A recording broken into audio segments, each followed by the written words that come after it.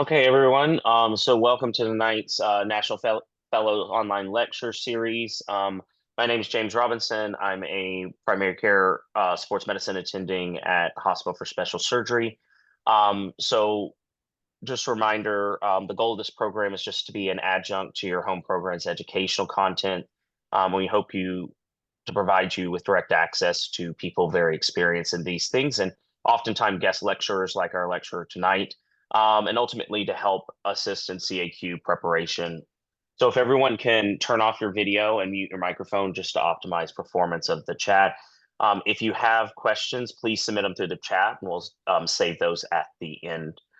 If you have suggestions for future topics or speakers, you can find that on the AMSSM website, a submission form to submit that to our committee. Also, the QR code that I posted in the chat will take you directly to that link. So tonight I am honored to introduce our speaker, Dr. Tate Greditzer. He is a musculoskeletal radiologist at HSS and works with me and covers most of our professional sports team and is our main radiologist that reads most of our MRIs for most of our professional athletes in New York City. So Tate went to St. Louis University where he played water polo and was a very accomplished water polo player, even playing on the national team. He did medical school at the Royal College of Surgeons in Ireland, and then did his residency at the University of Miami. And he's done two fellowships at HSS, one in musculoskeletal radiology, and then 1 year in musculoskeletal MRI. So he's going to talk to us tonight about the MRI of the shoulder and the elbow, and specifically, he's going to focus in on the thrower's shoulder. So go ahead and take it away, Tate. Thank you very much. Thanks, guys, for having me. I thought with, baseball season coming up, it'd be fun to discuss the thrower's shoulder. I work with the New York Mets a lot, cover the games. So I'm just going to kind of take you guys through my understanding.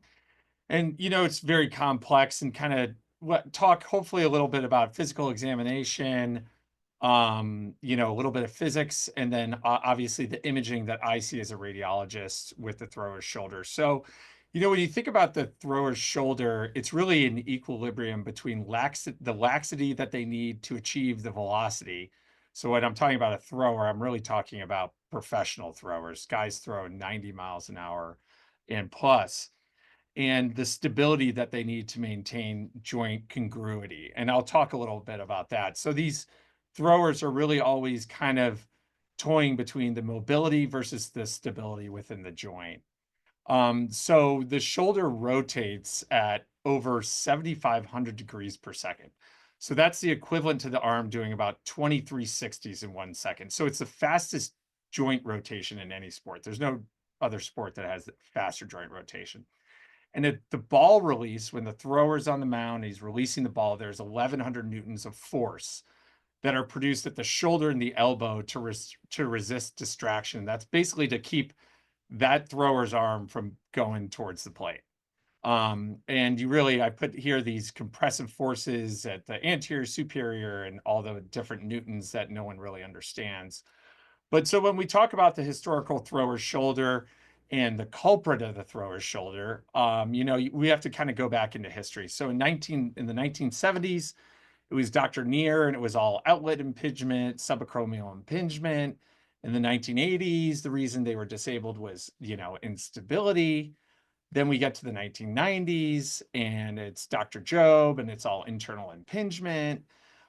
We get to the 2000s, it's Dr. Burkhardt, it's Ben Kibler, and it's scapular dyskinesis, GERD, slap tears. Get up to the 2010s, and it's Sammy Taylor, Steve O'Brien, biceps tunnel syndrome. And we've kind of been through all these iterations of why these guys are getting injured, why they can't pitch, why we're now losing billions of dollars. But really, we got to ask the question, what are we missing, right? Our outcomes aren't any better. And absolutely, they're worse, right? There are more guys on the DL this year than there were last year. There are more guys on the DL any year before. So each year it's getting worse. So I'm going to give you guys a lot of reasons why I think for the disabled shoulder, what to look for on imaging, but in reality, I really just don't know. So for you guys, a little bit of anatomy. I'm sure you guys all know this, but the glenohumeral ligaments are really important at the end range of the throwing. So when the player's releasing the ball, that's when these glenohumeral ligaments start to kick in. And what we really want to look at is the superior glenohumeral ligament and the middle glenohumeral ligament. So those are like the head suspenders. And the glenoid labrum, it adds depth. It's like a brake stop,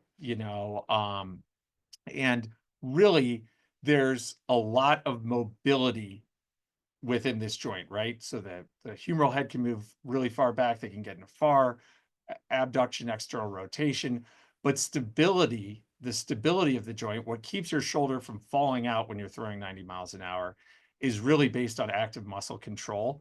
And that's what I want to get to next. So when we talk about everybody knows the 6 phases of throwing, and I'm showing them right here.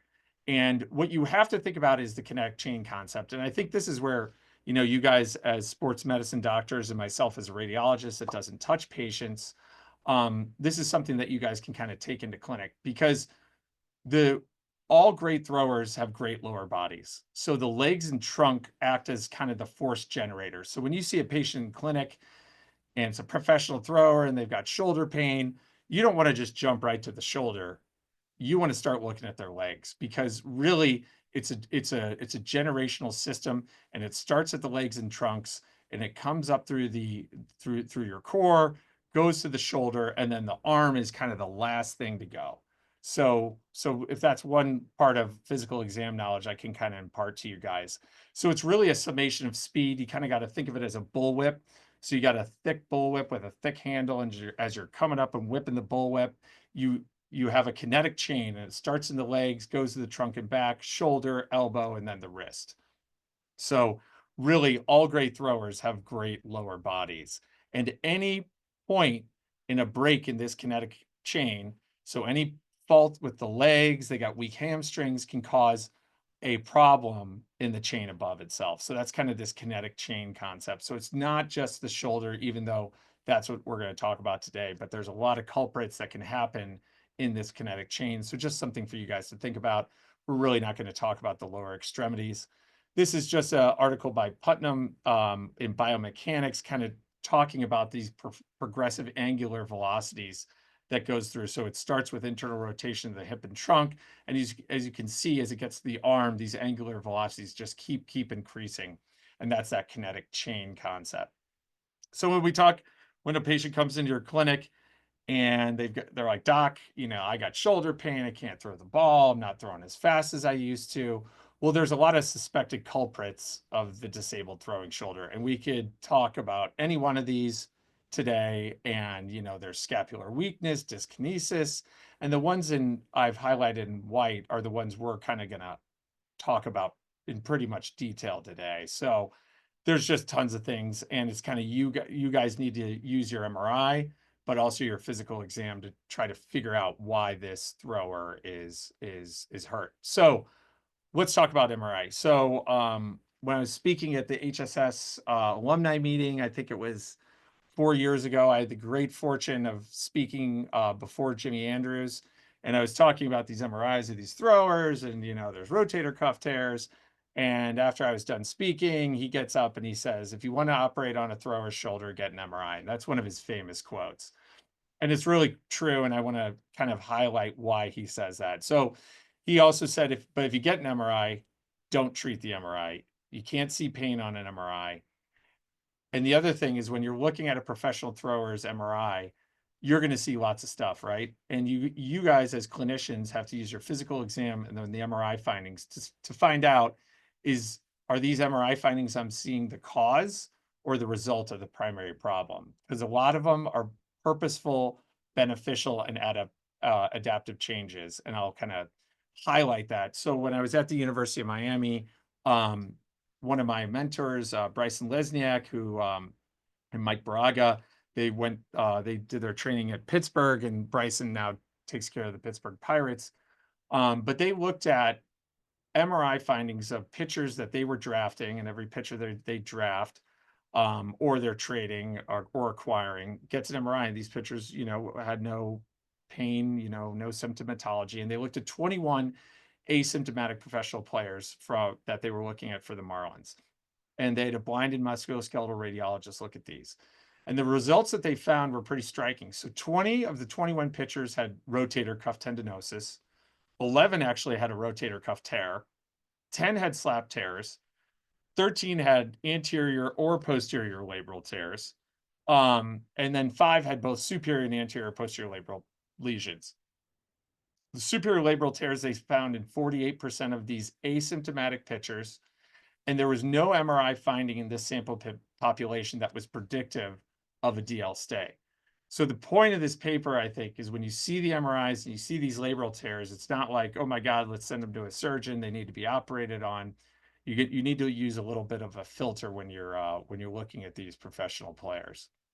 So these arrows just kind of show this is an axial PD MRI, and this is not an arthrogram. I'm sure a lot of you guys are used to using arthrograms at HSS. We don't use them, but you can see these paralabral cysts right here with this red arrow highlighting that this is kind of a chronic labral tear. Here you can see in this anterosuperior labrum, there's another kind of ganglion cyst, and then it's kind of squeezing out right here behind the arrow. So these are chronic lesions that these people have been pitching with for a very long time. So I wanted to highlight this case. So this is actually, you're probably looking at this MRI, excuse me, saying what position is this? So this is the Aber position. This is an old position that we really don't do too much in MRI. It's abducted external rotations. The patient's kind of sitting in the MRI scanner, and we image them like this.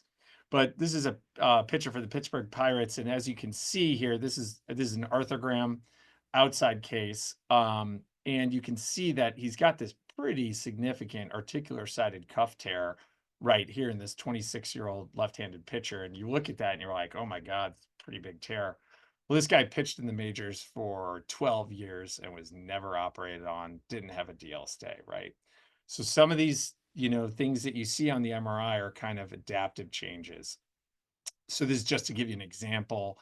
This is again an arthrogram. This is what a normal cuff insertion would look like on this Aber position. So you can just see the two differences there. You can see there's no cuff tear there at all.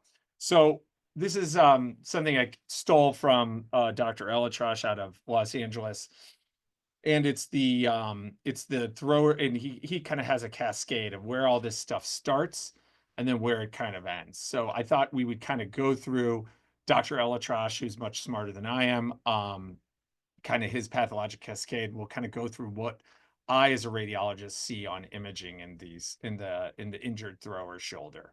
So there's another cascade, just for completeness sake, done by Burkhart that is very similar. So he kind of describes this scapular stabilizer weakness, cuff weakness, capsular contracture. You then go on to glenohumeral instability.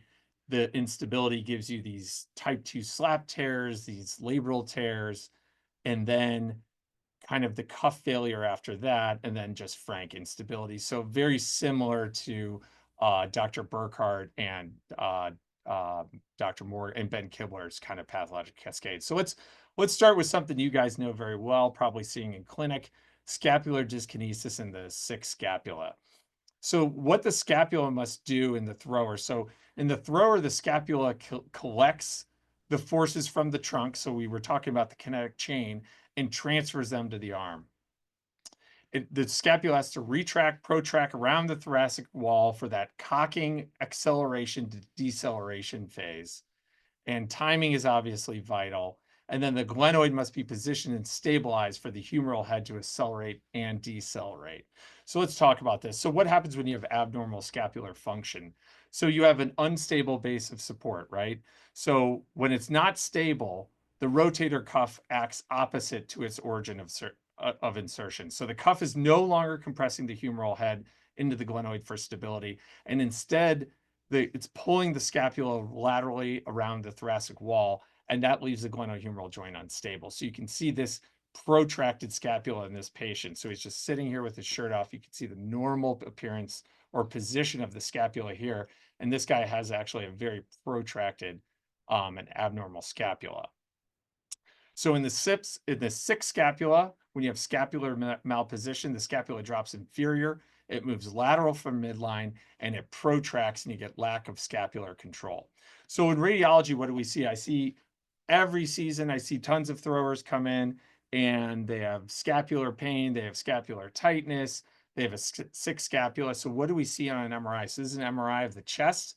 This is the scapula down here. Here you can see this hyperintense fluid, and this is scapulothoracic bursitis. So that's one of the secondary things we see in the sick scapula, or a scapula that's weak and not doing its proper job collecting all that force from the trunk when they're throwing.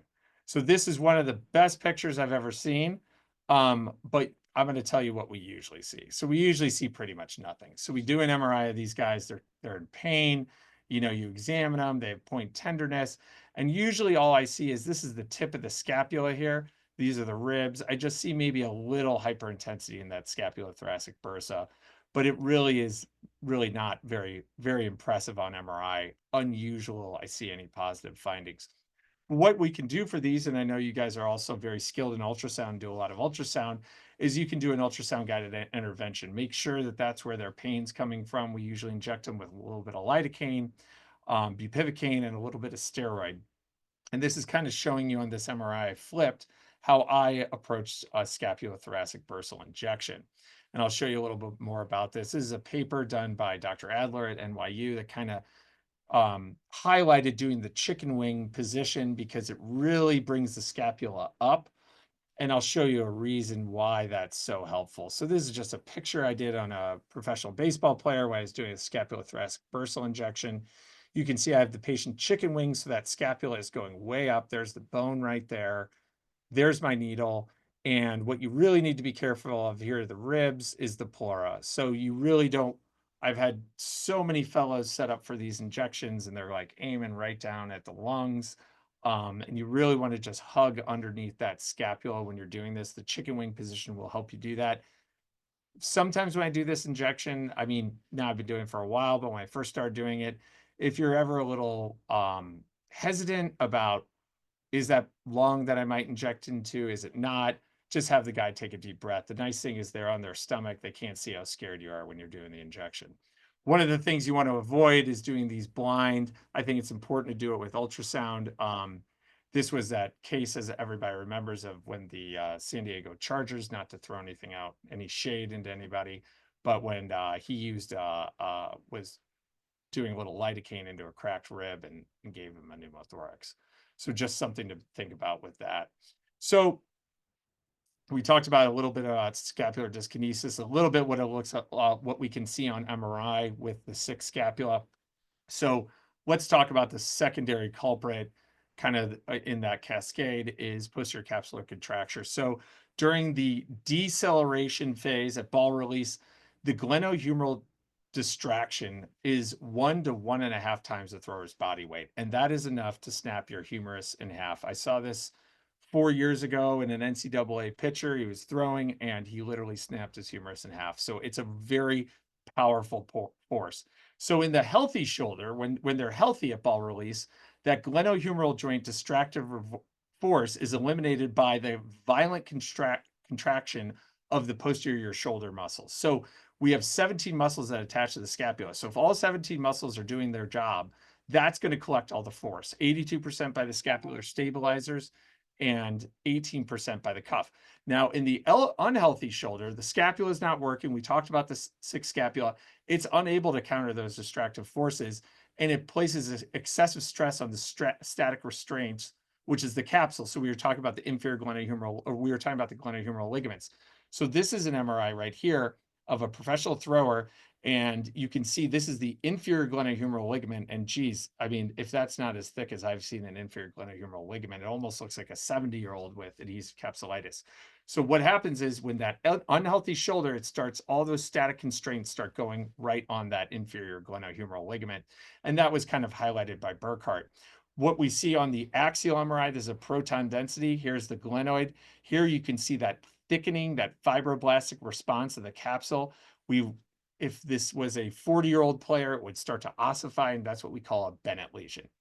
The important thing for these is these can be symptomatic, and it's important for you guys to look at. So osseous adaptive changes that we can look at is a lot of these guys have excessive glenoid retroversion. I'm not going to talk too much about that as it kind of gets a little too complicated. So when we talk about this posterior capsular contracture and what happens to these guys, well, they have a total range of motion, right? So they have external rotation and internal rotation. For any shoulder, it's always going to be the same. It's going to be 180 degrees, right? So when we talk about glenohumeral internal rotation deficit, it's really the difference. So when their external rotation increases in their throwing shoulder, right? So they're going farther back. Well, you only have 180 degrees. Well, it's got to decrease in the internal rotation. And that's measured in the difference by the contralateral shoulder. So that's what we talk about when we say glenohumeral internal rotation deficit. It's really glenohumeral internal rotation difference. If you want a number, what's the magic number? Burkhardt said in 2003, it's a loss of internal rotation of the throwing shoulder of 20 degrees or more as compared with the non-throwing shoulder. This was looked at by Kevin Wilk. I think Dr. Robinson probably knows him, out of Alabama. And he looked at, glenohumeral internal rotation deficit, and he had 122 professional pitchers, 3 seasons, and the number of missed games was 1,529. That's literally billions of dollars. What he found was there was a significantly higher number of players on the DL with GERD, and their range of motion loss was at actually 12.9 degrees, so even less than Burkhardt's 20 degrees. So that's what I'm talking about when I say glenohumeral internal rotation deficit. Can we see this on an MRI? Absolutely, you can. I read MRIs all the time of throwers, and I'll say likely related to GERD. And what we see is that fibroblastic response, what I was talking about before, that thickened inferior glenohumeral ligament on this coronal proton density MRI. It's an important clue. Now, I'm not examining these patients. I don't even know how to do a physical examination, but you can certainly tell the doctor, God, I don't know, maybe this guy's got some internal rotation deficit. Might want to look at that. They're probably going to do it anyway, but that's kind of our clue on MRI for GERD. Late findings we see, I was talking about that Bennett lesion, that posterior capsular contracture that will eventually ossify. This is a 42-year-old bullpen catcher, so he's been throwing since he was a fetus, and now that he's 42, it's starting to ossify, and those bony spurs can actually become painful. And I'll give you an example. So he came into me about 5 years ago, and he couldn't throw or catch or anything, and the players really relied on him as a bullpen catcher. And on this axial MRI, you can see this huge Bennett lesion here. And the nice thing that I think is important for you guys to look at is when you see that on an axial proton density, you really want to get a fat suppressed or fluid sensitive sequence, and you can see edema surrounding that Bennett lesion right there. And that's exactly where he was symptomatic.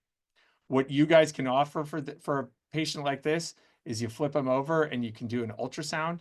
And I did an ultrasound injection on this guy, and I just went right for his Bennett lesion, injected some steroid around there, and I also went into his joint.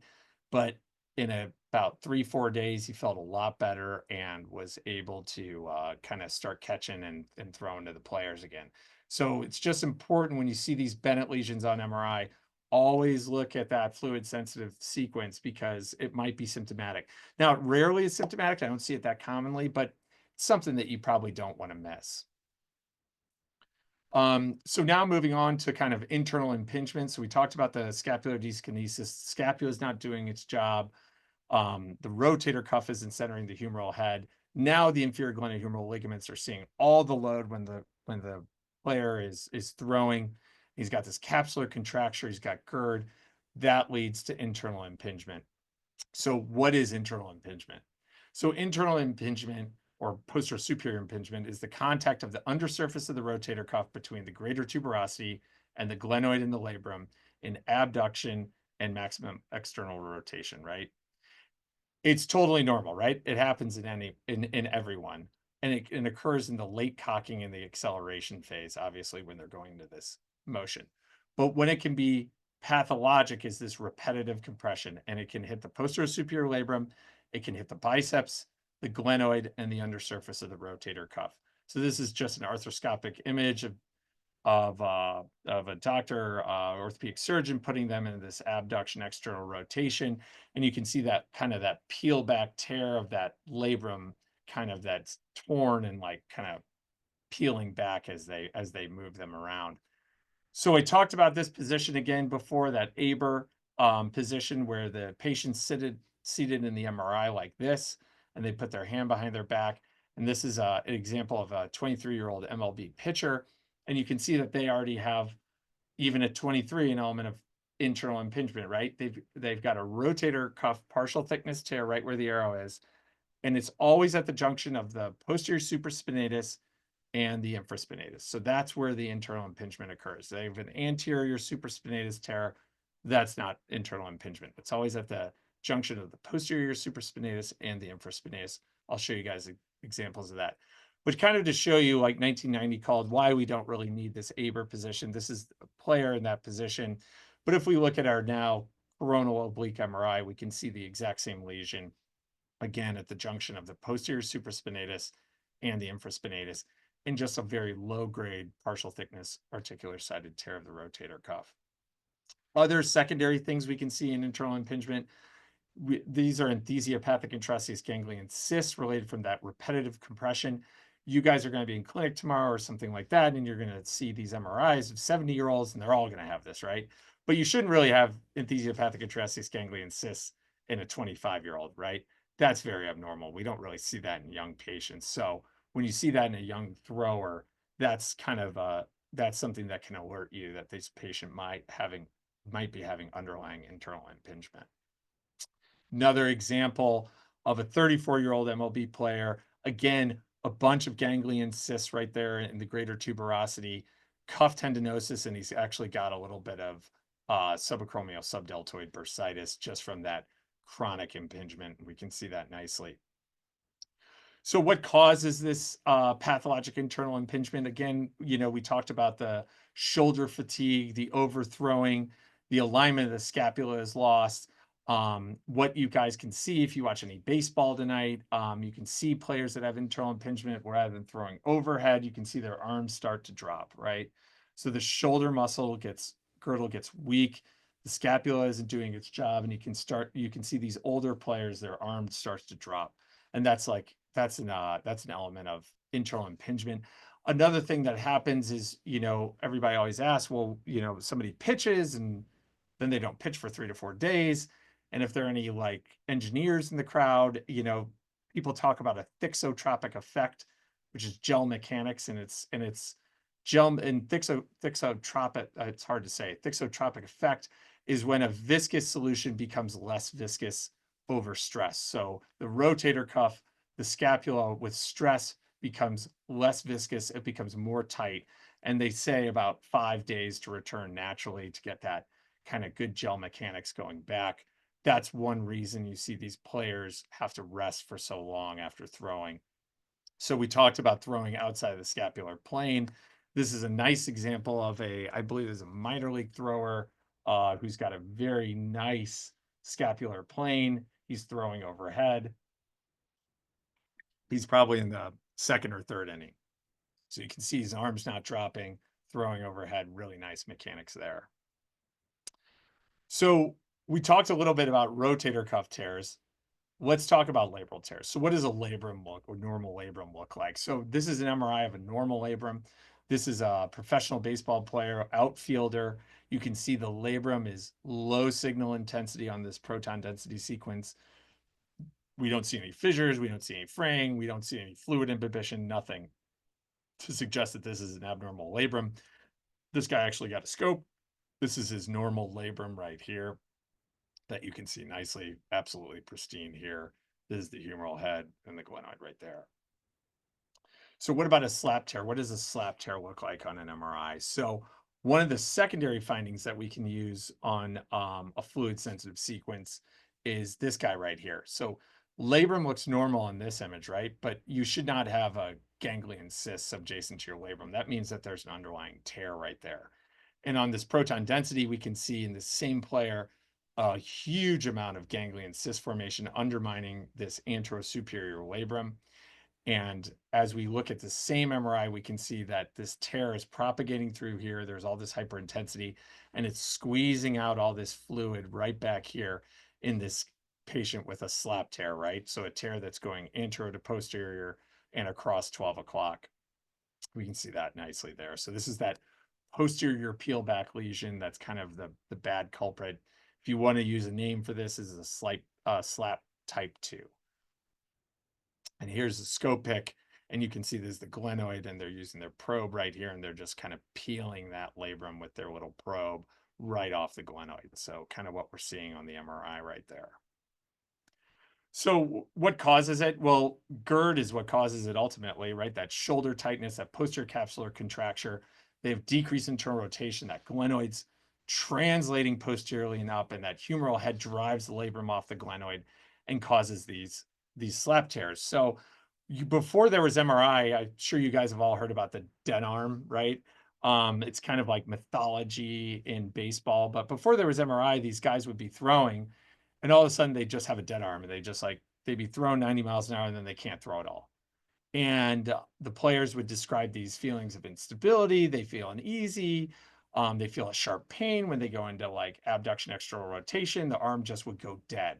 So that's probably what these players had before there was MRI, right? They probably had these posterior peel back tears, these slap type 2 lesions that would cause these feelings of instability and sharp pain and would cause their arm to go dead. So that's kind of one of the theories of the dead arm in orthopedics.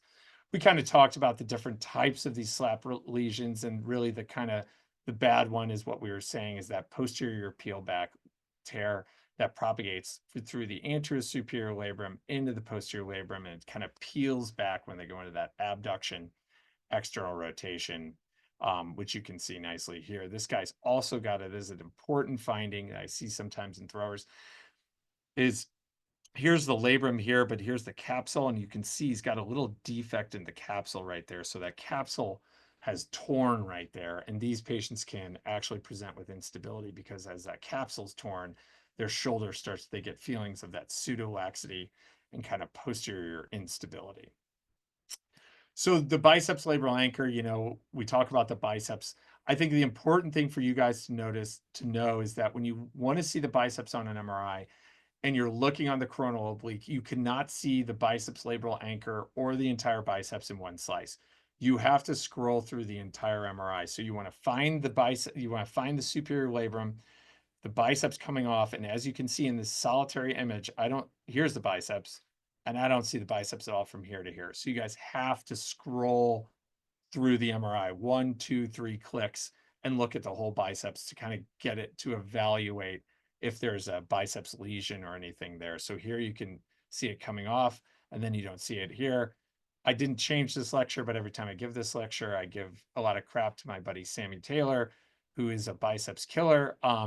But I know I'm joking around a little bit, but Sam wrote a paper that a long time ago now that MRI imaging fails to completely evaluate the biceps labral complex in the biceps tunnel. And I think the point of that is that yes, it does if you're looking on one image, but I think for you guys, it's really important on that coronal shoulder MRI, scroll all the way through. You're not going to see the biceps on one image. So I think that's kind of the underlying theme and something that Sam didn't quite highlight in his paper, that you can actually see the whole thing, but you have to scroll through multiple images. It's not like other things that we see in the shoulder.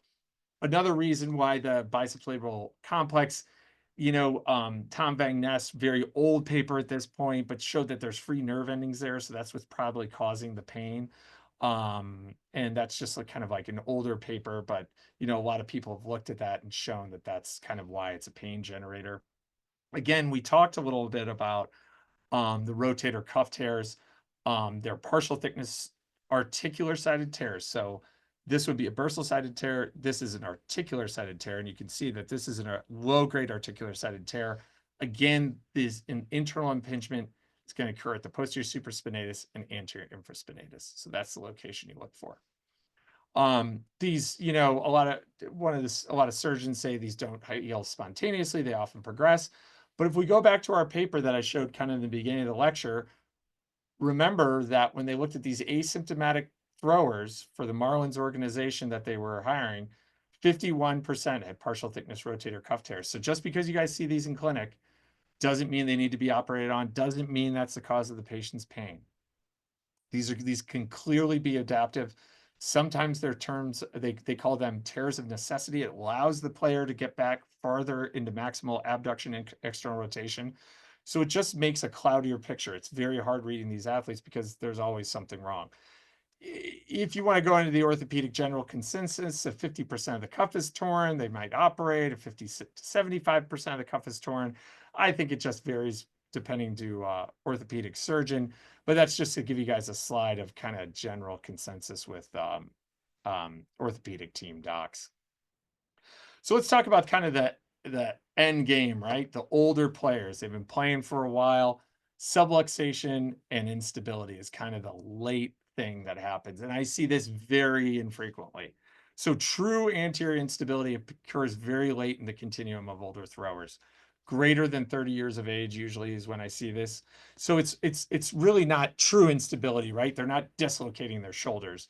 But the theory is that GERD causes this. So you get this like contracture and you get this posterior superior glenohumeral translation, you get these slap tears. And what happens is with this posterior capsular contracture, these Bennett lesions, what happens is the anterior aspect of the inferior glenohumeral ligament and the anterior capsule starts to get lax. And as that humeral head is driving kind of posterior like that, that you develop laxity there. So it's not true anterior instability, but it's kind of this pseudo anterior instability. So as the posterior aspect gets tight, the anterior aspect starts to get loose. So I'll give you an example of that. So this is a nice example of a 23-year-old professional baseball player. Axial MRIs here. We can easily see he's got a slap tear, a little tear there, big posterior superior labral tear, that peel back sign. You can almost see that if you would put a scope in here, this labrum's going to cock back that way. You can see really nice fluid imbibition, this labral tear right here. That's that posterior peel back lesion. But when we look at him on the coronal MRI, look at how saggy his inferior glenohumeral ligament is. I mean, that is a very lax inferior glenohumeral ligament. We weren't seeing that in the players I was showing before. I mean, it was coming right down to here. So this is laxity of that inferior glenohumeral ligament. Now, this guy's a little young to have this.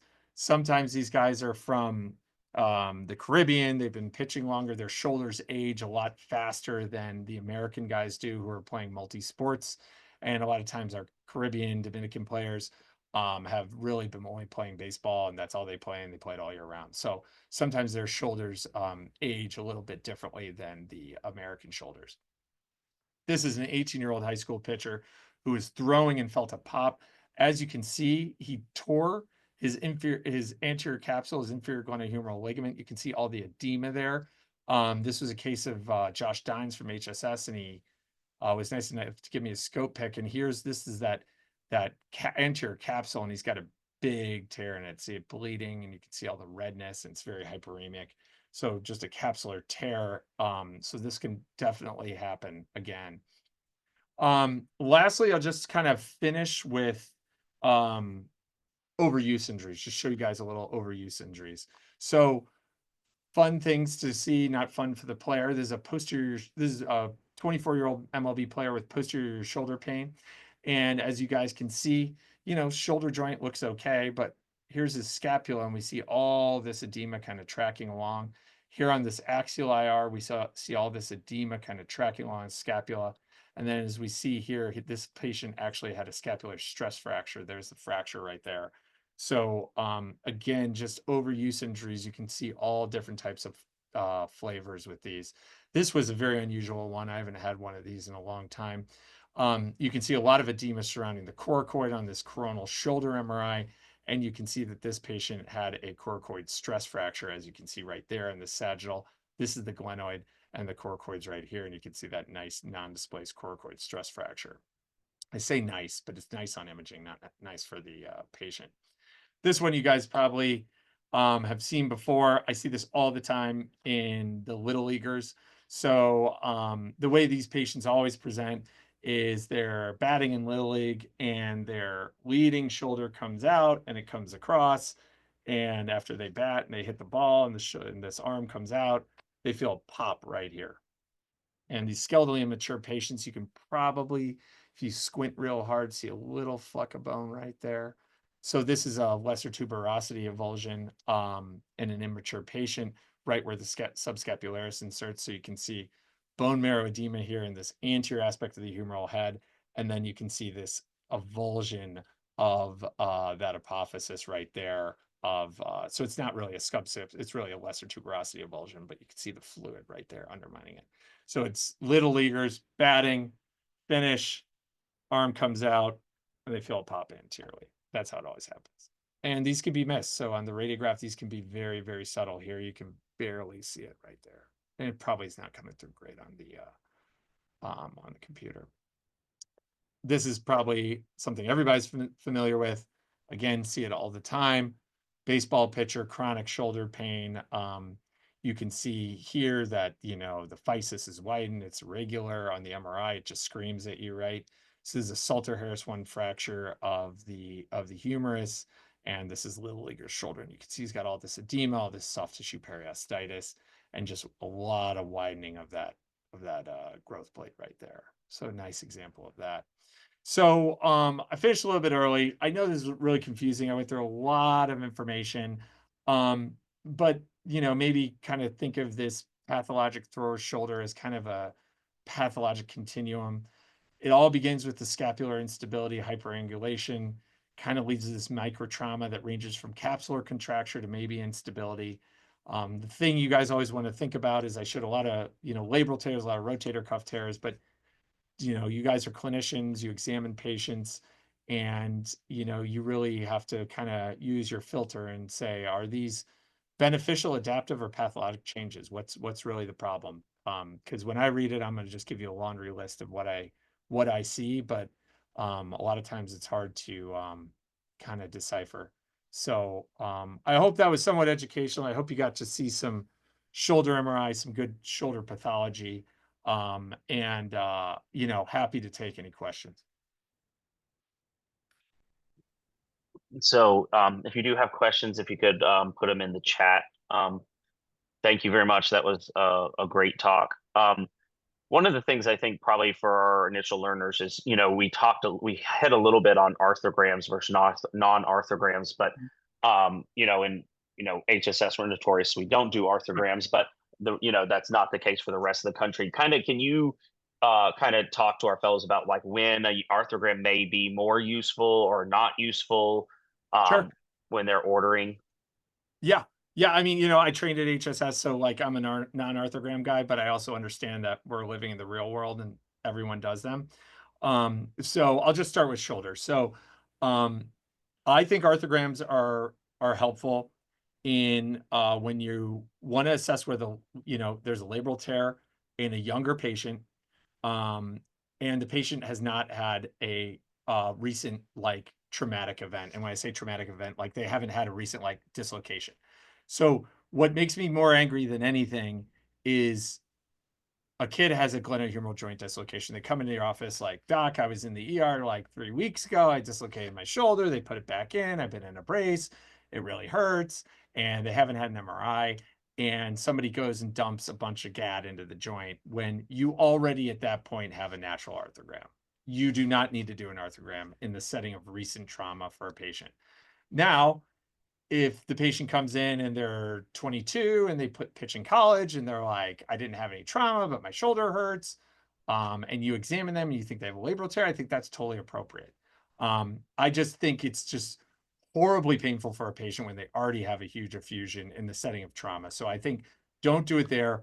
Young patients, totally acceptable, no recent trauma, athletes, non-athletes, totally fine. Older patients, you're expecting a rotator cuff tear. I don't think you need an arthrogram anymore to diagnose a rotator cuff tear. I think that's not necessary. I think you can diagnose a rotator cuff tear. Our MRI, these arthrograms were invented 25, 30 years ago when MRI was not very good, right? So you need secondary signs. Now I think almost everybody can do a good shoulder MRI. And so I don't think you need it in an older patient for an arthrogram. Again, another thing that I don't like is a postoperative rotator cuff. And you think the patient may have had a re-tear, maybe they fell, maybe they're not progressing. I don't think it's very sound to put a bunch of GAD into the joint and stress somebody's repair in the recent postoperative setting. So for shoulders, I really think the only indication is in young patients, labral tear, no trauma, and that's kind of my thing. Um, but we could talk about other joints if people want to, and I can give you my thoughts on that as well. Um, one of the questions in the chat is, would you do an arthrogram if you already have a 3T MRI? Yeah, so yeah, it's a great question. So there's a big thing, and I work with a lot of professional teams, and one of them I'm not going to name, but like I'm trying to hammer this into the trainers, is they say, oh, well, our players can only have a 3T MRI, and a 3T versus a 1.5 does not necessarily mean better. What it means is faster, right? So 3T is going to be way faster, right, than a 1.5. But if you have good coil selection and you have good protocols, a 3T versus a 1.5T is really not a whole heck of a lot of difference. I could do the Pepsi challenge with, I think, most of our orthopedic surgeons at HSS and show them one of our 3T MRIs, throw them of a shoulder and throw them a 1.5. I bet you they could not tell. So I don't think that's necessarily that just as an aside is not really necessarily a game changer. 3Ts are definitely faster for sure.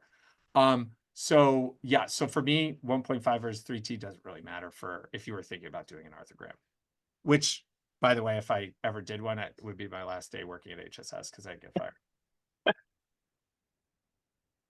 And I think also, um, and you can maybe speak on this, maybe some of the disadvantages of arthrogram. Like, when I trained, I trained at a place where we arthrogrammed basically every shoulder. Right. 70-year-old looking for a rotator cuff tear got an arthrogram, so I was just really used to looking at arthrograms. And then what are some of the things like the washout and stuff that you can get with an arthrogram and miss that show up Yeah. actually better on a regular MRI? Yeah, so that's a good point. That's an excellent point. So I'll actually switch from shoulder and I'll go to elbow, right? So one of the when you're doing an arthrogram, right? So with an MRI, you have to sat out um everything else to see the arthrogram fluid travel around the tear, right? So you have to do T1 fat sats, all this stuff. But what you don't get to see is the edema and the real pathology because all you're doing is satting out everything and you're using T1s and fat sats. So like let's say it's a shoulder and the patient has an acute cuff tear. Well, you're not going to see edema in the rotator cuff or anything like that because it's all going to be filtered out. I really like it. David Alchek and I used to always talk about why he hates arthrograms in throwers is for UCL tear. Well, he can't tell whether it's acute or not because you can't see the ligamentous edema on an arthrogram. It's satted out. So you can't tell any acuity or anything. You can see if there's a tear or not, but like I think you could probably see a tear regardless. So I think that's one of the big limitations is you don't get to see any edema. And what about a joint effusion? Do you even know if the patient might have a cartilage lesion, right? They've already got GAD in the joint. You can't tell if it's an inflamed joint. Maybe the 20-year-old that's a thrower came in and he has rheumatoid early inflammatory arthropathy. You're not going to know, right? Because you can't tell if there's an effusion. You can't see the synovium or anything like that. So it hides everything. I'm not trying to, throw out the baby with the bathwater, but I just think as MRI has become better and it's become better everywhere, there's less and less utility for it in all joints. Um, any other questions from the audience? I think one of the things, I think that, we do a great job of with our fellows and residents at HSS is going through MRIs. And so that's the one thing I would encourage our fellows to start doing. Look at your images. Don't just order an MRI and go by the report. Like, look at the images. Even if you don't, when you first start, you may not really know what you're looking at, but the more you look at them, the more you look at them, the more you look at them, the more you're going to be able to start looking, being like, oh yeah, I see that, I see that, I see that. And then, because we were talking about, earlier before a lot of people jumped on, we're really lucky at HSS. We have musculoskeletal radiologists. That's all they do. They look at, you know, musculoskeletal images all day long.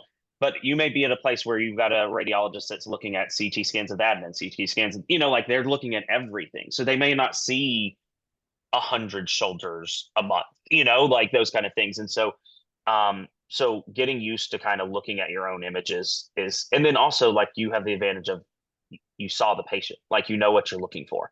So you can kind of focus in on, I really want to look at their posterior cuff. I really think they have posterior cuff pathology. I'm really going to focus in on that on the MRI and see if I see anything.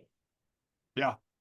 And it goes both ways because, I get calls from, our sports guys, and they'll say, "Hey, could you take another look at this? Like, he's really tender right back here. And, are you sure?" And, sometimes I miss, everybody misses stuff. I'll be like, "Oh crap. Yeah, you're right. I think, there might be a fracture there, or it might be a small tear there. I didn't see that." So, we're not privy a lot of times to the clinical information. So, I think having, uh, a relationship with wherever you go and whatever you do with a radiologist, maybe find one, buy him a couple beers, and or her a couple beers, whoever. But like, I think having a rapport and someone that you can call and ask questions, and you'll help them out as well, because we miss all the time. So, well, hopefully not all the time, but we do.